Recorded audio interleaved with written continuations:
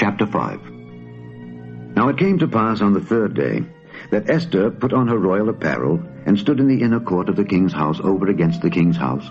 And the king sat upon his royal throne in the royal house over against the gate of the house. And it was so, when the king saw Esther the queen standing in the court, that she obtained favor in his sight. And the king held out to Esther the golden scepter that was in his hand. So Esther drew near and touched the top of the scepter. Then said the king unto her, What wilt thou, Queen Esther?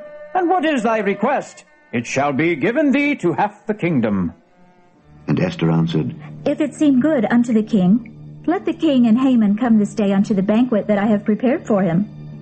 Then the king said, Cause Haman to make haste, that he may do as Esther hath said. So the king and Haman came to the banquet that Esther had prepared. And the king said unto Esther at the banquet of wine, What is thy petition? And it shall be granted thee. And what is thy request? Even to the half of the kingdom it shall be performed. Then answered Esther and said, My petition and my request is, if I have found favor in the sight of the king, and if it please the king to grant my petition and to perform my request, let the king and Haman come to the banquet that I shall prepare for them, and I will do tomorrow as the king hath said. Then went Haman forth that day, joyful and with a glad heart. But when Haman saw Mordecai in the king's gate, that he stood not up nor moved for him, he was full of indignation against Mordecai. Nevertheless, Haman refrained himself, and when he came home, he sent and called for his friends and Zeresh his wife. And Haman told them of the glory of his riches, and the multitude of his children, and all the things wherein the king had promoted him, and how he had advanced him above the princes and servants of the king. Haman said moreover, Yea, Esther the queen did let no man come in with the king unto the banquet that she had prepared but myself. And tomorrow am I invited unto her also with the king. Yet all this availeth me nothing, so long as I see Mordecai the Jew sitting at the king's gate. Then said Zeresh his wife, and all his friends unto him, Let a gallows be made of 50 cubits high, and tomorrow speak thou unto the king, that Mordecai may be hanged thereon. Then go thou in merrily with the king unto the banquet. And the thing pleased Haman, and he caused the gallows to be made. Chapter 6.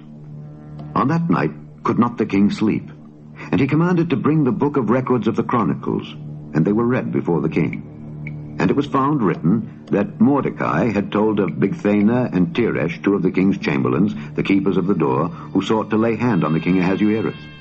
And the king said, What honor and dignity hath been done to Mordecai for this? Then said the king's servants that ministered unto him, There is nothing done for him. And the king said, Who is in the court? Now Haman was come into the outward court of the king's house to speak unto the king to hang Mordecai on the gallows that he had prepared for him. And the king's servants said unto him, Behold, Haman standeth in the court. And the king said, Let him come in.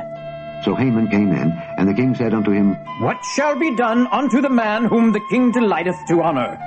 Now Haman thought in his heart, To whom would the king delight to do honor more than to myself?